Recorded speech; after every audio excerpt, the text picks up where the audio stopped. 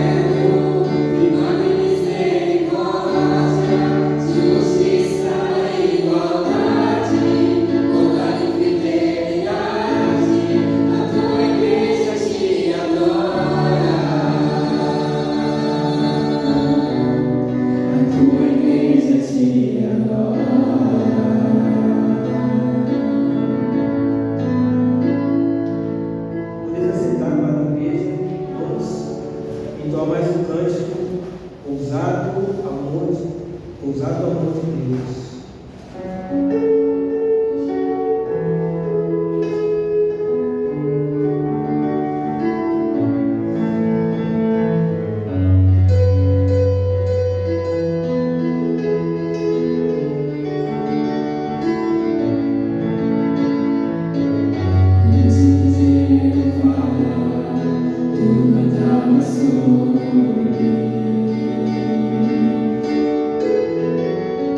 Tu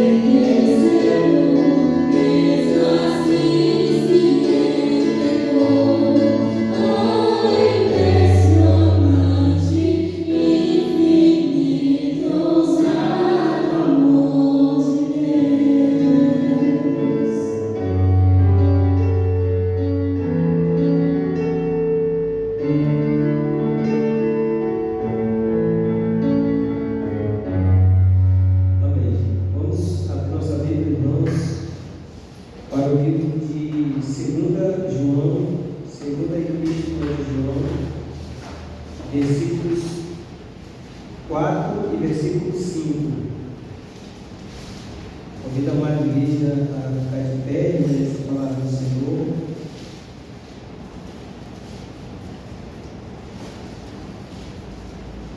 Segunda Epístola de João, versículos 4 e 5. Vamos ler todo mundo junto, irmãos. Diz assim a palavra do Senhor. 1, 2, 3. Fiquei sobre modo alegre em ter encontrado entre os teus filhos os que andam na verdade, de acordo com o mandamento que recebemos da parte do Pai. E agora, Senhora, peço-te, não consideres esse mandamento novo, senão o que tivemos desde o princípio, que nos amemos uns aos outros. Amém. Convido o irmão Diácono Ademar para fazer uma oração pela palavra. Pai, obedecendo Deus, eterno Pai, obrigado, meu Pai, pela palavra de vida, pelo início, eterno amado, a todos, nos amor, Pai. Deve ser um mandamento que nós queremos exercer cada dia mais, Pai. E também esteja com o trabalho de nós, que não é hoje, as pessoas ouvindo os nossos fiéis, para nos fazer um curso mais notícia, agradecemos e oramos em nosso Deus. Amém. Amém. Podeis aceitar, irmãos? Nesse momento vamos fazer o nosso momento de recolher a oferta. Você que trouxe a oferta, você pode deixar aqui no gasofilaço. Também temos o Pix. Os irmãos que tiverem Pix, vamos cantar um cântico Participe.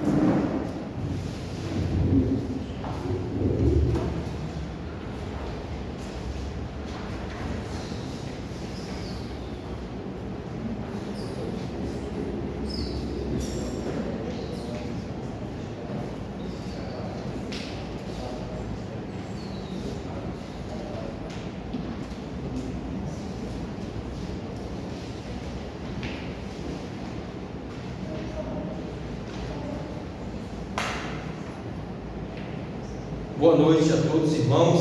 Boa noite. Graças a Deus, né? Deus tem nos abençoado e nos dado também essa chuva para amenizar o calor. Graças a Deus, né, irmãos?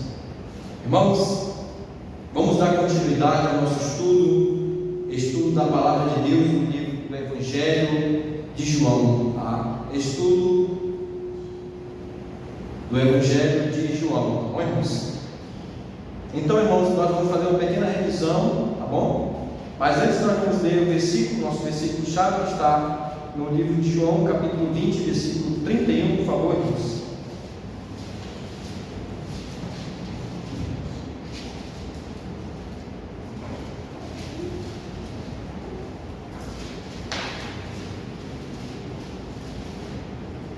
Evangelho de João, capítulo 20, versículo 31. Vamos ler. Estes, porém, foram registrados para que creiais que Jesus é o Cristo, o Filho de Deus, e para que crendo tenhais vida em seu nome. Amém? Vamos fazer uma breve oração. Santíssimo Deus e nosso eterno Pai, graças, Senhor Deus, glória, Senhor Deus, te damos, Senhor, porque o Senhor é bom e a tua misericórdia dura para sempre, Senhor. Ó Pai Celestial, muito obrigado por essa noite, Senhor, pelo dia que o Senhor nos deu, Pai Celestial. Obrigado pela vida dos meus irmãos que estão aqui presentes, Senhor Deus, e que nos reunimos como igreja, Senhor Deus, para louvar, Senhor Deus, e glorificar o teu santo nome.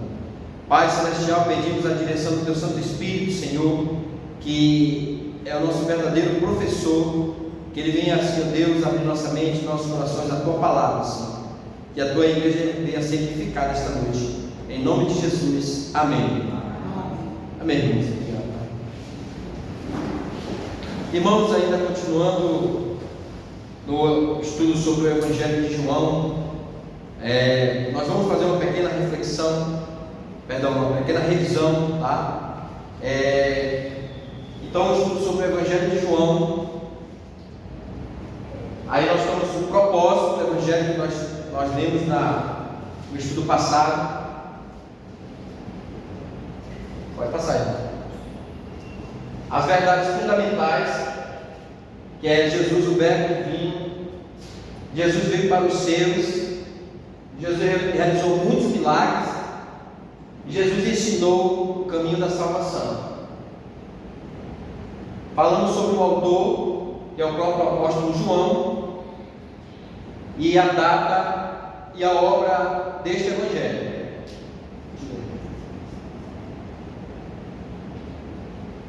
Além, falamos mais alguma coisa sobre o autor e sobre a veracidade do Evangelho e a autenticidade também dos Espíritos desse livro.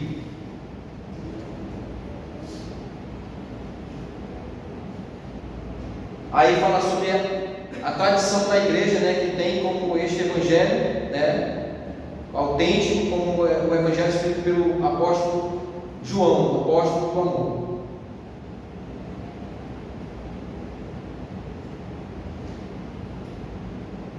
E aí falamos a interação de Jesus com o seu povo, veio para os seus, e assim ele sempre pregava, e Jesus enfatizava sempre seu manifesto, sua publicação, do seu ministério nas festas judaicas. Esse evangelho enfatiza muito essas coisas, que deviam ser realizados muito nas festas judaicas, nas festas que os judeus praticavam na época.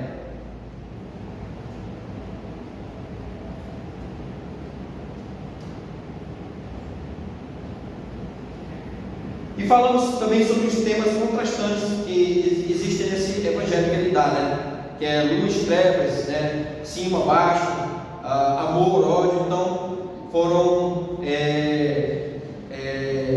esses temas contrastantes sempre falado muito no Evangelho de João. Mas ainda continuando, irmãos, nós vamos falar sobre ainda o tema do engano. Tá? Esse segundo tópico aí, que é um tema, nós vamos partir daí, continuar daí, tá? O nosso estudo de hoje, que é o tema do engano. Eu pediria que ele tenha um pouco de paciência, que nesses tópicos aqui, que é sobre o tema do engano e o uso do duplo sentido, nós vamos um pouquinho a fundo, tá, irmãos? Sobre nessa parte do estudo, tá? O tema do engano e sobre o uso do duplo sentido, muito mencionado no Evangelho de João. Precisamos entender, né? Porque mais à frente nós vamos precisar para compreender mais sobre esse estudo que vamos dar continuidade, tá? Então, irmãos, no tema do engano, irmãos, que é muito enfatizado também no Evangelho de João, né? Jesus, por exemplo, no capítulo 2, no versículo 20, ele fala sobre o santuário, de quanto tempo o santuário foi construído, né? E Jesus falou sobre que derrubem, né, o santuário e em 3 dias, né, levantarei novamente, né? Então, aquelas pessoas, elas continuavam nesse engano. Então vamos ler aí João capítulo 2, versículo 20. João 2,20.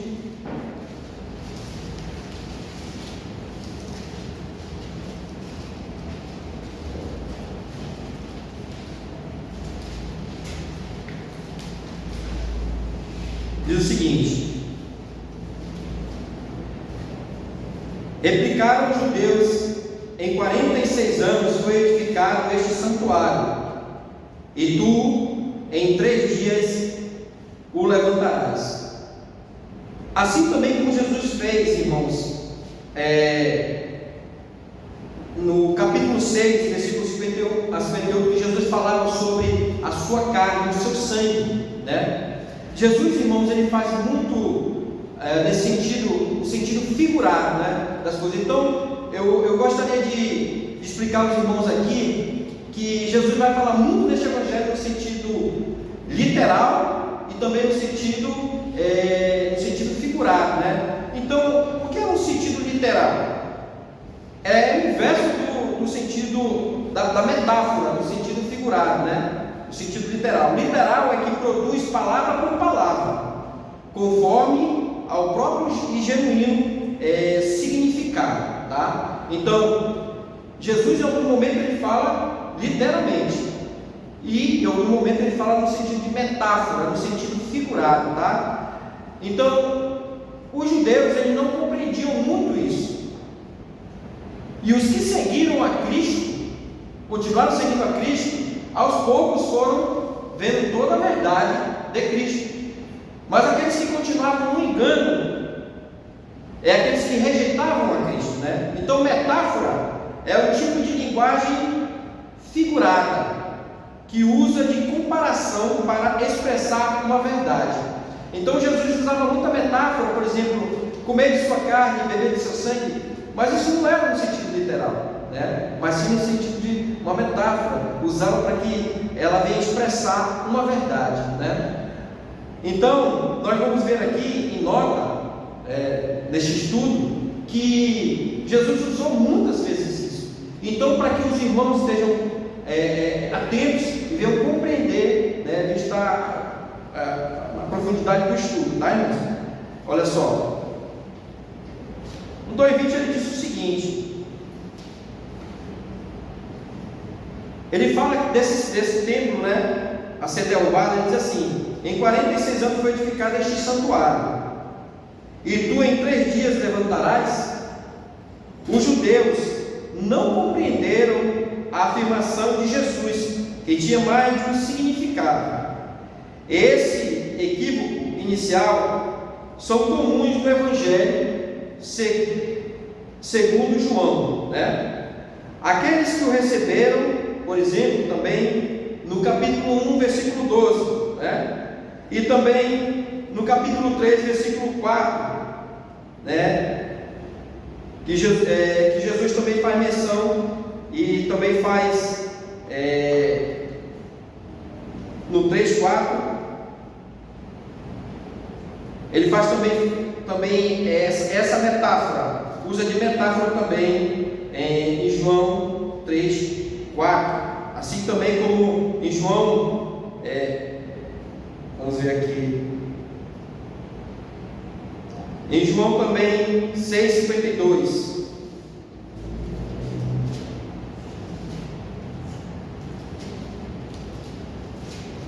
Aqueles que o receberam foram conduzidos por Jesus ao entendimento à medida que ele se revelava para eles, ao passo que aqueles que os rejeitavam permaneciam no engano. Assim também Jesus usou de metáfora no capítulo 6, tá? Esta parte aqui.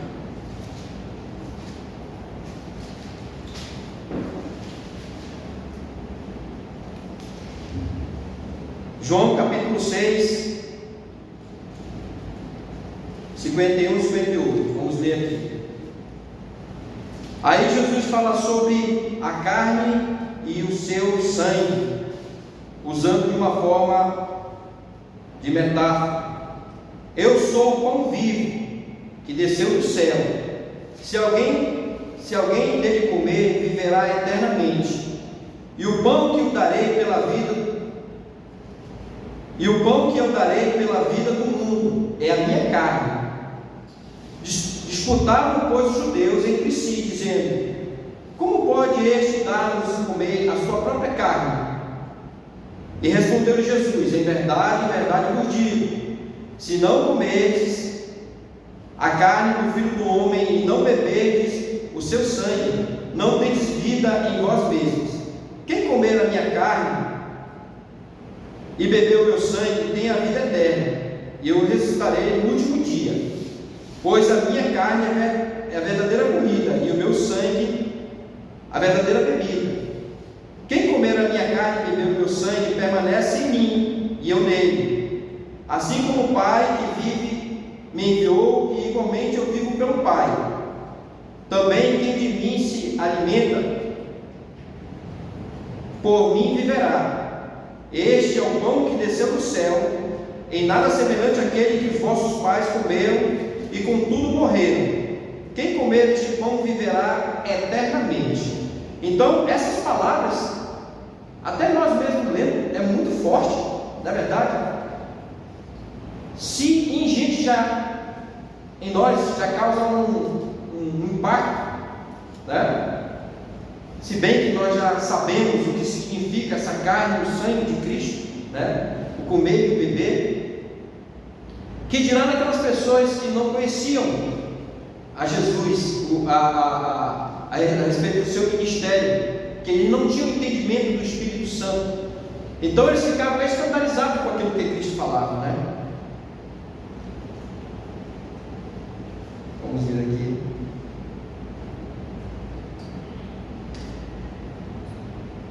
Jesus disse o seguinte: eu sou o pão vivo que desceu do céu. O maná do deserto também veio do céu, porém esse pão, Jesus, não perece, em contraste com o maná, que apodrecia no deserto, e concede vida eterna, e não apenas vida física, a todos os que comem dele. Então Jesus, ele queria expressar isso, e até os seus próprios discípulos não compreenderam Cristo, eles não entenderam a respeito do que Cristo quis passar para eles, mas com o decorrer do tempo eles foram aprendendo e Cristo foi manifestando essas coisas a eles. Os ouvintes de Jesus continuam interpretando mal as afirmações dele, pois só atentam para o sentido físico e literal. Compreendido em sentido literal, as palavras de Jesus seriam bastante censuráveis na época, né? Pois envolve o canibalismo e beber sangue, coisas que eram totalmente proibidas pela lei. E aí dá referência aqui, lá em Gênesis 9:4, Levítico 7, 26 a 27, né? E outros mais. Contudo, a fim de tentar testar o coração daquelas pessoas, Jesus não corrigiu o equívoco do entendimento delas. Ele usou esta ilustração de comer a sua carne e beber o seu sangue para ilustrar a qualidade da intimidade que há na união entre Cristo e os cristãos. Essa união espiritual pela qual Cristo concede sustento e uma nova vida ao cristão é representada posteriormente na união da videira e seus ramos. Vamos lá ler, irmãos, João capítulo 15, versículo de 1 a 8. Então, essa forma que Jesus quis mostrar da carne e do seu sangue, né? Esse mistério para aqueles que o seguem e se tornaram cristãos, ele enfatiza aqui na videira, irmãos, no capítulo 15, né? Ele fala sobre a videira e os ramos. Ele diz assim: eu sou a videira verdadeira e meu pai o agricultor. Todo ramo que estando em mim não der fruto, ele o corta, e todo o que dá fruto limpa, para que produza mais fruto ainda. Vós já estáis limpos pela palavra que vos tenho falado. Permanecei em mim, e eu permanecerei em vós. Como não pode o ramo produzir fruto de si mesmo, se não permanecer na videira? Assim nem vós o podeis dar, se não permanecerdes em mim. Eu sou a videira, vós os ramos. Quem permanecer em mim e eu nele, esse dá muito fruto, porque sem mim nada podeis fazer. Se alguém não permanecer em mim, será lançado fora, a semelhança do ramo, e secará, e o apanham, lançam no fogo e o queimam. Se permanecerdes em mim e as minhas palavras permanecerem em vós, pedireis o que quiserdes e vos será feito. Nisto é glorificado meu Pai, em que deis muito fruto, e assim vos tornareis meus discípulos.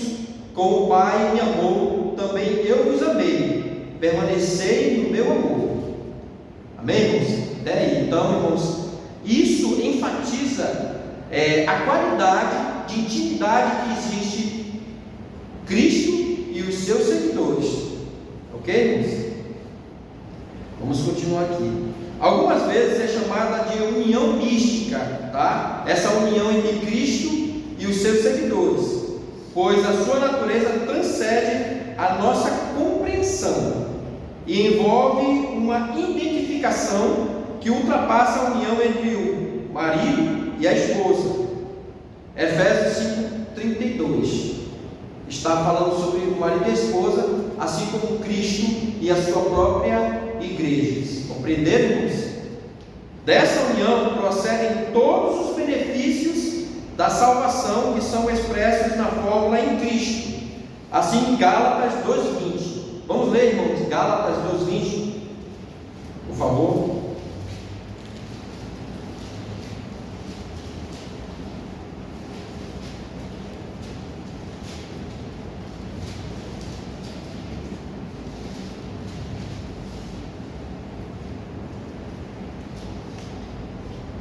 Gálatas 2:20.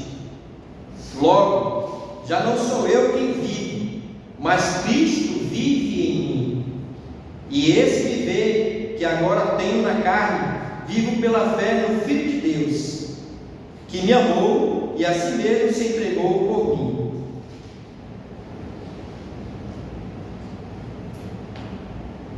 E Efésios também, irmãos, capítulo 1, versículo de 3 a 14. Efésios capítulo 1.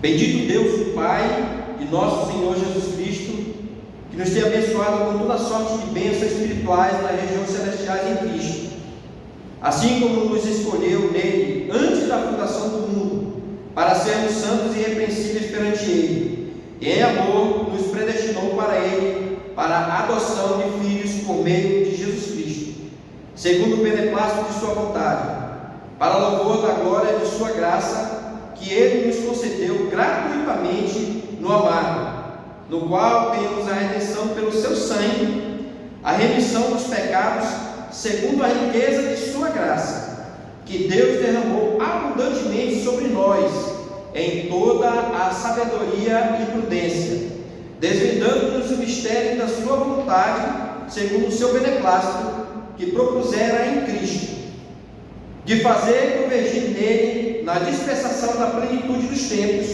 todas as coisas, tanto as do céu como as da terra. Nele, digo, no qual fomos também feitos herança, predestinados segundo o propósito daquele que faz todas as coisas conforme o conselho da sua vontade, a fim de sermos para louvor da sua glória, nós, o que de antemão esperamos em Cristo, em quem também vós, depois que ouvistes a palavra da verdade, o evangelho da vossa salvação, tendo nele também crido, foste selado com o Santo Espírito da promessa, o qual é o penhor da nossa herança, até o resgate da sua propriedade em louvor da sua glória. A referência à ceia do Senhor, irmãos, concernente a essa passagem, é apenas indireta, e essa passagem é mais bem compreendida como apontado para a realidade espiritual do significado da ceia do Senhor, união com Cristo e o recebimento de todos os benefícios da salvação por meio deles, conforme nós lemos em Gálatas, no capítulo 2:20, e também em Efésios, capítulo 1, ok, irmãos? Então, irmãos, aí nós vimos aí a respeito do engano, que aquelas pessoas, a respeito dessas duas passagens que falam sobre o santuário e sobre a carne e o sangue de Cristo, dessa metáfora que Cristo fez, que aquele povo não compreendia, mas aqueles que o seguiam a Cristo, Ele deixou revelar, e assim concedeu a revelação a eles, e saíram do engano e passaram à verdade de Deus, Mas aqueles que deixaram rejeitar a Cristo continuaram no engano, e isso até hoje ocorre. As pessoas que não seguem a Cristo, aquelas pessoas que rejeitam ao Cristo, continuam ainda assim no engano. Também uma característica desse evangelho é o uso do duplo sentido, que nós temos em muitas passagens desse evangelho, o uso do duplo sentido. Por exemplo, a referência do capítulo 3, irmãos, lá no capítulo 3 do Evangelho de João, capítulo 3, versículo 14.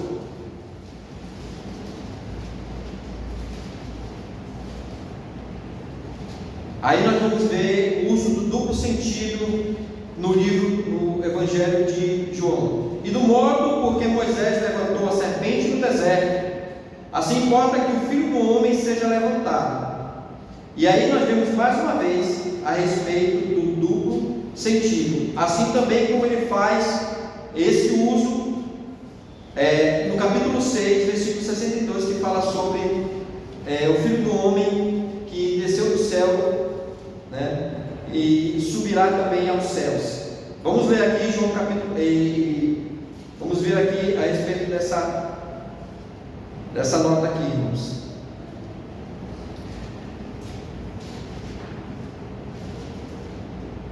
Em Números, irmãos, capítulo 21, versículo 9, versículo 4 a 9, fala sobre a serpente de bronze que era levantada no deserto. Registra a história da serpente de bronze, que era um tipo de Cristo.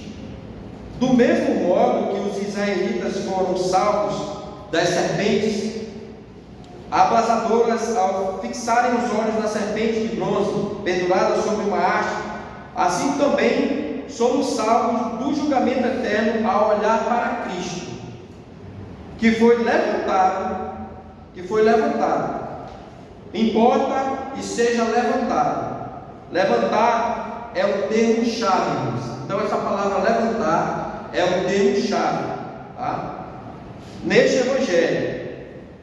Assim também como vimos no capítulo 8, versículo 28, irmãos, para que a gente tenha a ideia de que essa palavra levantar ou subir é o termo-chave usado no evangelho, Vamos ler lá, irmãos, João capítulo 8, versículo 28.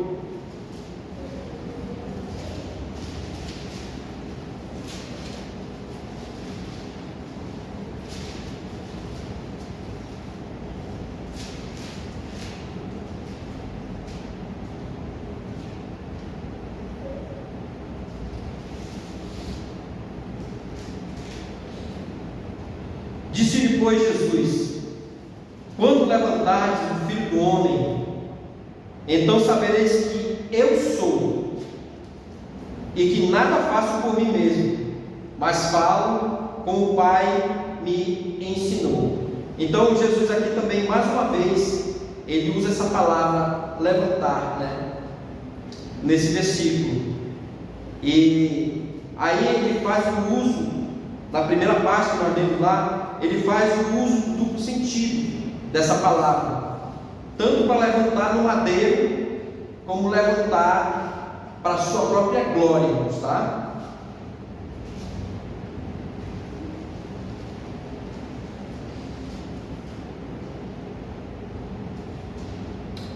Assim também como no capítulo 6, irmãos, versículo 62, ele diz: que será, pois, se virdes o Filho do Homem subir para o lugar onde primeiro estava? Então este subir também ele é um termo semelhante a levantar-nos. Se os discípulos se escandalizaram com este sermão duro, como eu havia dito naquele sermão sobre a carne e o sangue, e esse sermão duro de Cristo, qual seria a atitude deles ao verem o escândalo da crucificação, né? Então Cristo, neste Evangelho, ele enfatiza muito essa parte do duplo sentido, tá, irmãos? Muito usado também.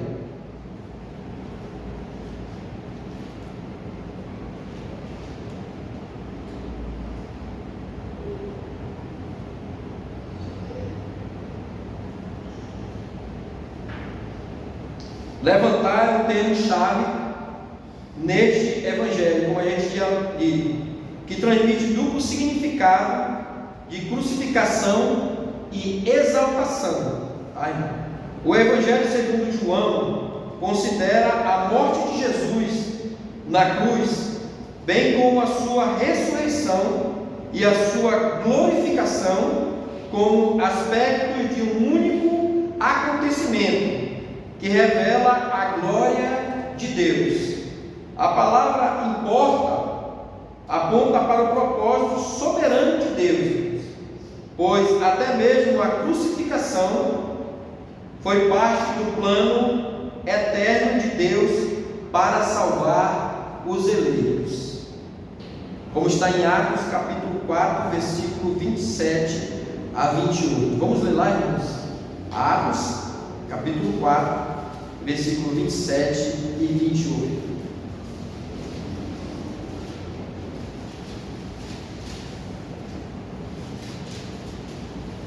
Muito rápido, né?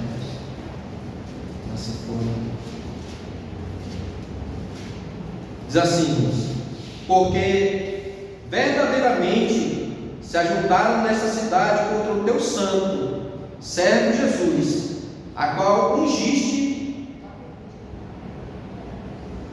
É isso mesmo, 4, 7, está certo. Porque verdadeiramente se ajuntaram nessa cidade contra o teu santo servo Jesus, a qual ungiste, Herodes e Pôncio Pilatos, com gentios e gente de Israel, para fazerem tudo o que a tua mão e o teu propósito predeterminaram. Propósito de quem, irmãos? Do soberano e eterno Deus, tá, irmãos? Então, aqui foram feitos tudo conforme o propósito, né? E para a honra e glória de Deus, tá? Conforme nós vemos aqui os versículos. Agora eu vou ler aqui uma parte muito importante também deste Evangelho, que a gente não está aqui nos slides, umas partes, mas fala sobre que João, ele fala também sobre, acredito que esteja aí, o uso do eu sou. Está aí, o último, a inclusão dos ditos eu sou. E é muito bom a gente entender a respeito disso, irmãos, do uso do eu sou que Jesus usou falou várias vezes, tá, irmãos? Inclusive nós temos essa passagem que Jesus fala sobre o eu sou 7 vezes, tá? A respeito de que ele era, eu sou a água, vida, o pão da vida, a porta, o bom pastor, tá? Então nós vamos ver a respeito dessas passagens do eu sou, irmãos, tá? Diz o seguinte, olha só. Vamos ver aqui, eu tenho uma nota aqui, irmãos, interessante. Vamos ler aqui João 6,35, irmãos, tá?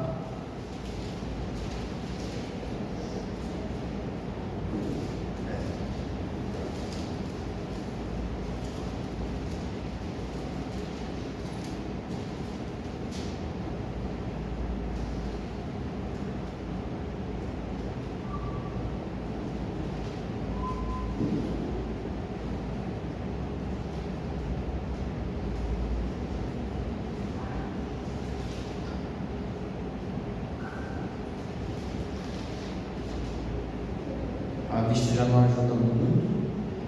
Então aqui, João 6,35. Declarou-me, pois, Jesus: eu sou o pão da vida. Que vem a mim jamais terá fome, e o que crê em mim jamais terá sede. E aí Jesus faz mais uma vez uma figura de, está entendendo? Um sentido figurado aí. Ele diz que ele é o pão, né? Ele é o pão. Mas lógico que nós compreendemos que Jesus não é o pão material, né? Jesus, ele é o pão que dá vida, pão espiritual, né? Então é mais uma metáfora que Cristo usa aí, assim como para a água, assim como para a porta, né? Então é muito utilizado esse sentido de metáfora. Jesus usou muito, o qual os judeus não compreendiam, né?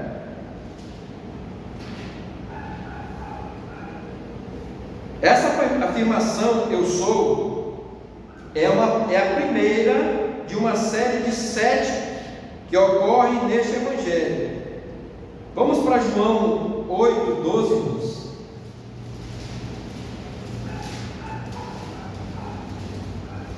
Essa é a primeira afirmação que Jesus fala nesse Evangelho.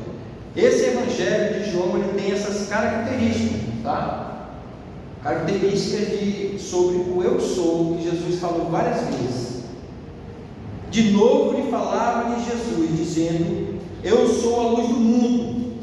Quem me segue não andará nas trevas, pelo contrário, terá a luz da vida.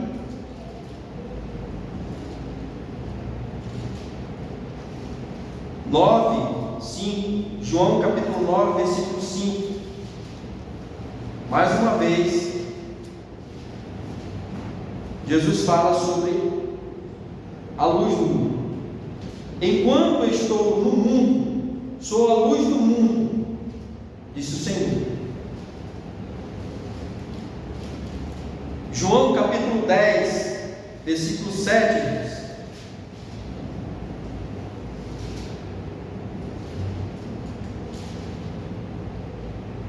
No 10,7 ele diz assim: Jesus, pois, lhes afirmou de novo: em verdade vos digo, eu sou a porta das ovelhas.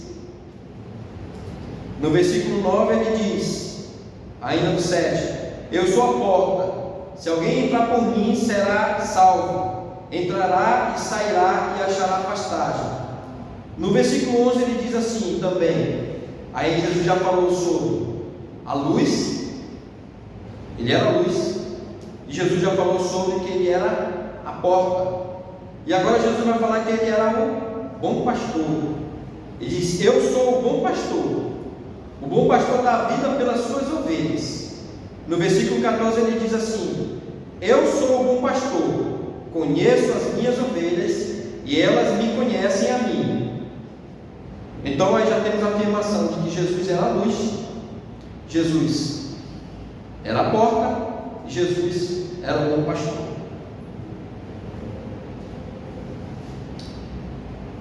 (11, 25), João capítulo 11, versículo 25.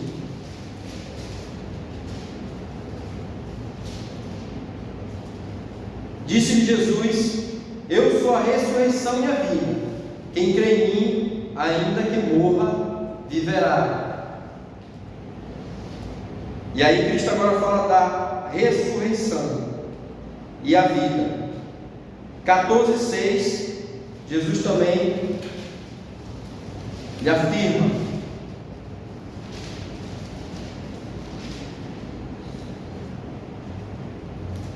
respondeu Jesus: eu sou o caminho e a verdade e a vida.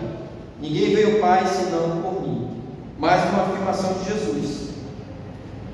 E o último, João capítulo 15, versículo 1 e 5.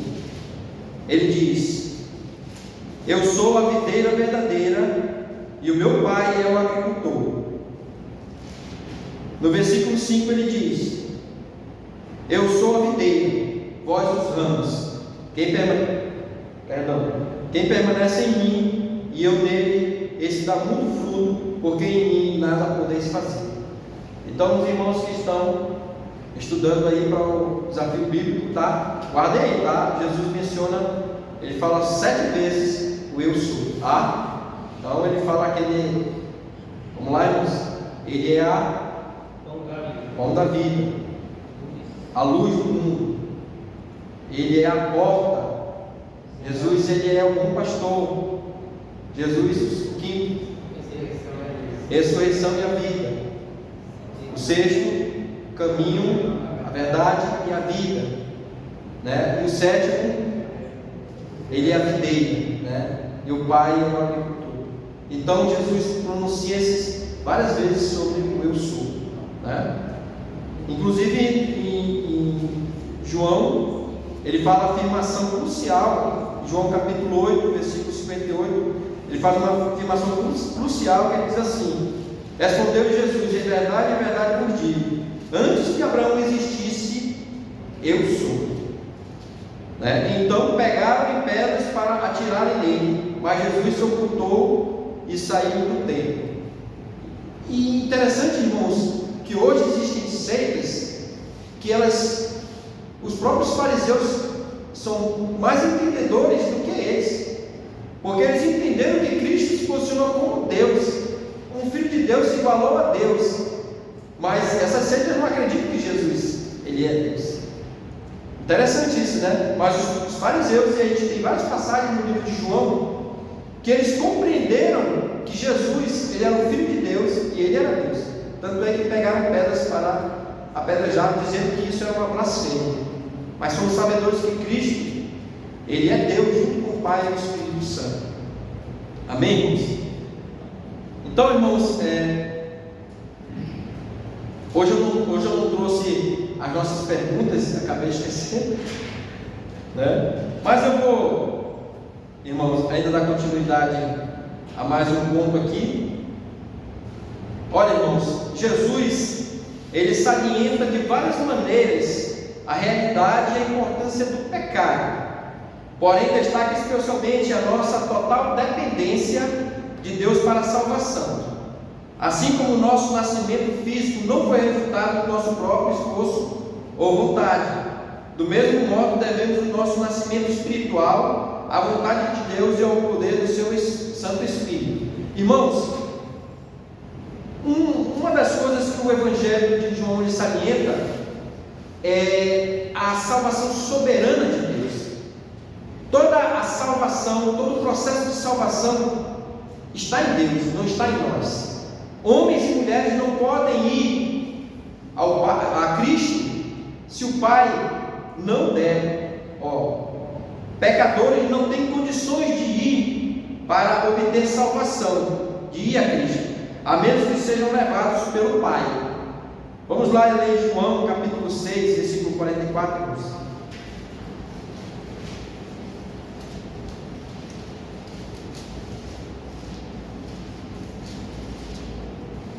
João 6,44 diz assim: ninguém pode vir a mim se o Pai que me enviou não o trouxer, e eu ressuscitarei no último dia. Está escrito nos profetas. Então, irmãos, Ninguém pode vir a Cristo se o Pai não levar a Cristo, né? O homem ele quer ter mérito, uma parte das não tem, né? O próprio Espírito Santo é Ele, né, que convence o homem do pecado, da justiça e do juízo. Jesus mesmo falou a Nicodemos que o Espírito Santo é como um vento, sopra onde quer e vai para onde quer. O Espírito Santo é quem atua como Ele quer e quando Ele quer. Não é a vontade do homem que tem que ser feita, é a vontade de Deus. É o Espírito Santo é quem vai atuar. É a vontade do Espírito Santo de Deus é quem vai fazer a obra. O Espírito Santo de Deus que tem o poder de convencer o homem do pecado, da justiça e do juízo. O homem não tem esse poder, né? Então, irmãos,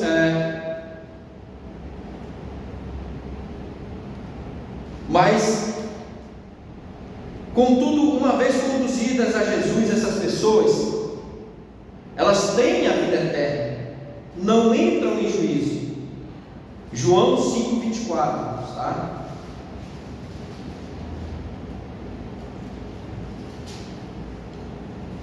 Em verdade vos digo: quem ouve a minha palavra e crê naquele que me enviou, tem a vida eterna, não entra em juízo, mas passou da morte para a vida. Elas pertencem ao Pai e Ele não deixará que pereçam. João capítulo 10, versículo 27 a 29.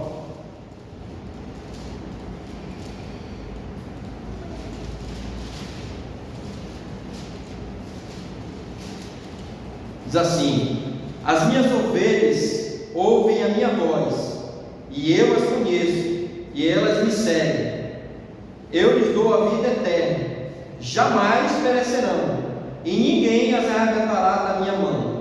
Aquilo que meu Pai me deu é maior do que tudo, e da mão do Pai ninguém pode arrebatar.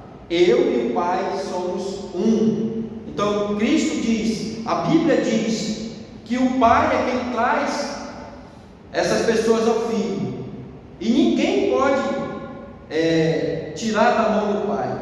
Aquilo que meu Pai me deu é maior do que tudo, e da mão do meu Pai ninguém pode arrebatar. Então, irmãos, Jesus nos dá a vida eterna, o Pai nos traz a presença do Filho, né? Então o indivíduo ele ganha salvação.